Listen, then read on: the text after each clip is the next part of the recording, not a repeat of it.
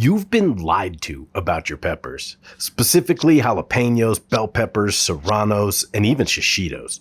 Because if you're picking your jalapenos when they're green like this, you are actually eating an unfinished product.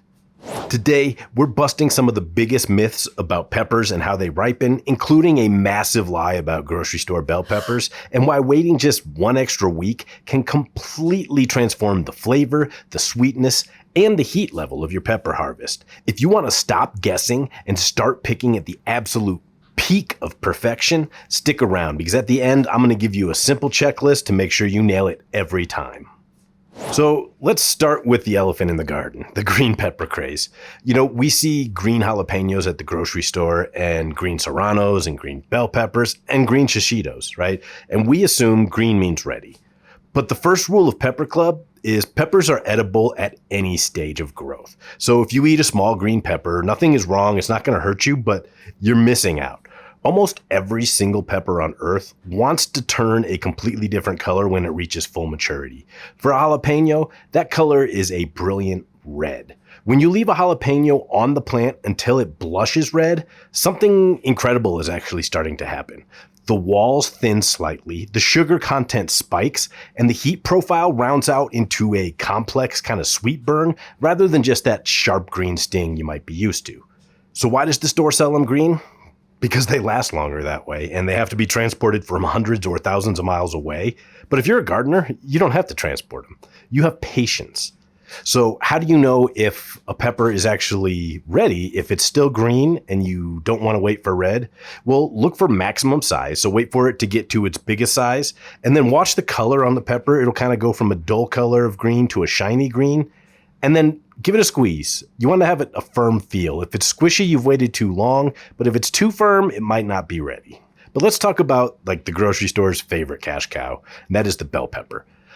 There's kind of been a viral myth for as long as I can remember that circulates pretty often in the pepper community, especially with new growers. And they say that a green, yellow, orange, or red bell pepper are all the same pepper. They're just picked at different stages of ripeness. And that's just flat out not true. That's a myth. So while it's true that a yellow bell pepper does start out green, a green grocery store bell pepper pretty much always would be one that would turn to a red color. So it will never turn yellow. It will never turn orange. If you let it ripen, it'll go from green to red. They're entirely different varieties bred for their specific final colors. And if you leave a standard green bell pepper on the vine to ripen, like I said, it's almost always going to turn red. There are some that ripen to yellow or orange or even brown. And here is why that matters to both your wallet and your palate. The reason that red, orange, or yellow bell peppers cost more at the grocery store is because the plant had to work harder and longer to develop those extra pigments, right? That extra time fills the fruit with vitamin C, which is great for you. And it actually increases the amount of natural sugar, so it'll taste sweeter. Green bell peppers are a little bit bitter and kind of grassy flavored, but fully ripe colored bell peppers are incredibly sweet. And that's why people pay a premium for those colors. But you can grow them out in your garden without paying that premium. But wait, there's more. If you thought it was just a simple jump from green to red or yellow or whatever, welcome to the chaotic world of pepper gardening. Some peppers don't just change color once. Some of them put on like an entire beautiful light show of colors and go from green to pale orange to white to red eventually, right? So take a look at some of these examples in my garden, like this Bayou tricolor. It's a variation of the Chinese 5 color, and it goes from kind of a purple color to a pale peachish orange and then to red, right? This happens all over the place. And some of the most stunning transitions are really ornamental peppers like these in my garden that start out a deep, moody purple, and they might ripen to orange, they might ripen to yellow, they might ripen to red, but they always change color. And so some peppers like these that start purple, they just have a ton of anthocyanin. That's the purple pigment that gives many plants their purple color. But as the seeds inside mature and the sugars peak, that purple kind of fades away, transitioning through a dark, muddy phase before finally exploding into a brilliant glossy red. If you pick it while it's purple, it's edible, but it'll taste green, which is weird. So be patient and wait for that red flare. And I'll also just call out, peppers can go from like green to red. They can go from green to yellow. They can go from green to chocolate, brown. They can go from green to white. They can go from white to red. They can go through all kinds of different color changes, but the key there is the change. That's what you want to be watching for. If a pepper starts out on your plant one color, when it's mature, it's almost certainly going to become another color. Let's talk about the payoff. Why should you let your peppers take up valuable real estate on your plant for an extra 2 or 3 weeks just to change color? Well, it comes down to 3 things: flavor, sweetness, and heat. Inside the pepper, as it reaches that true physiological ripeness, there's some chemistry changing. Complex starches break down into simple sugars, and that grassy or soapy flavor kind of disappears and is replaced by a fruity, floral, or sweet notes, or some combination of all of those. And for you chili heads out there, let's talk about capsaicin. In many, many hot pepper varieties, capsaicin levels peak right as the pepper hits its final color destination. So if you want that maximum genetic potential of heat for your super hots or even your jalapenos, waiting for that color shift is non-negotiable. But if you wait too long after the color shift, the capsaicin level actually begins to drop. And some studies have shown there can be up to a 96% drop in capsaicin levels if you wait too long. That's usually like it's way past ripeness. You're talking about a squishy, overripe pepper. But keep that in mind. The ideal time to pick if you're going for maximum heat is right as the color change has peaked. So when it goes from green to red, don't wait another few days if you want that peak heat. Grab it off the plant and go enjoy the burn. Now, to demonstrate that difference in flavor, I have 2 peppers off the same plant. This is from a Jimmy Nardello yellow. Jimmy Nardello yellow, that rhymes. I have a green unripe one, which is almost starting to turn a little bit yellow here because I picked these last night. And I have a fully ripe yellow one. Let's take a quick taste of each and I'll describe to you the difference in flavor. So starting with the green, not quite ripe pepper. Immediately, you get a flavor of grass. You get that really like planty, grassy flavor that you associate with a green pepper, whether it's a jalapeno or a bell pepper. They tend to have that greener, grassier flavor. This is very crunchy, which is great. Still has a little bit of sweetness, but it's also, like I said, it's just starting to break into that yellow color, so that explains a little bit of that. But all that to say, the flavor is definitely not ruined. Still good pepper. Now let's try the ripe one.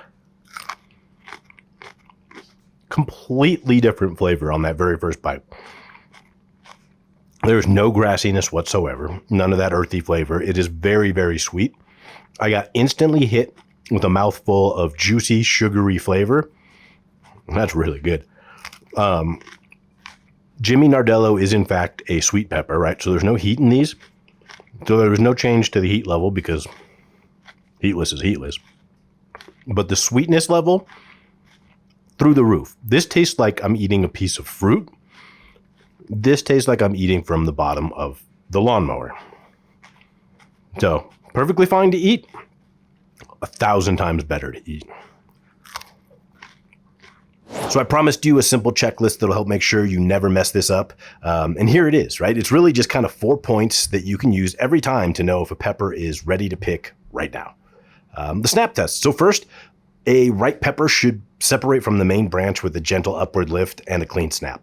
Like if you have to yank it and tear the vine, it's probably trying to tell you it's not ready. In some cases, some bell peppers and things have really thick stems, so that might not be the best test, but in general, especially for chili peppers, that's a good way to tell.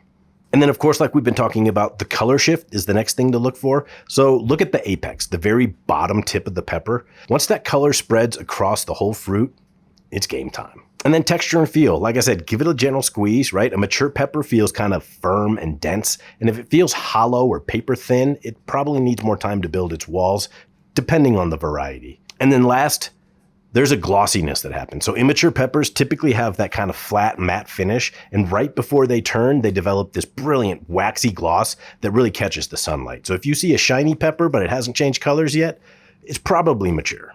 And just using those 4 steps, you can really help ensure that your pepper harvest is always timed well. Keep in mind that the longer you leave it on the plant, the sweeter it will get, but the heat levels can drop.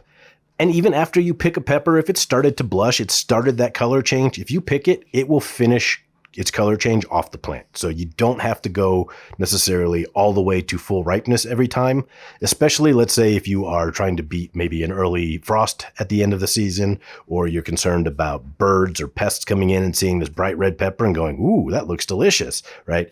Grab it after it's started to change and let it finish its color change indoors, and you'll still have a delicious ripe pepper. Patience in the pepper patch can be hard, but it is totally worth it, and the flavor that you get from a fully ripe pepper is truly unmatched. Drop a comment below and let me know, are you team green jalapeno? Do you prefer that flavor, or have you already waited and experienced the joy of a very sweet and spicy red jalapeno? I prefer them red. I think that's the best flavor. Some people prefer that green fresh flavor. I think they're wrong. Let's go fight about it in the comments.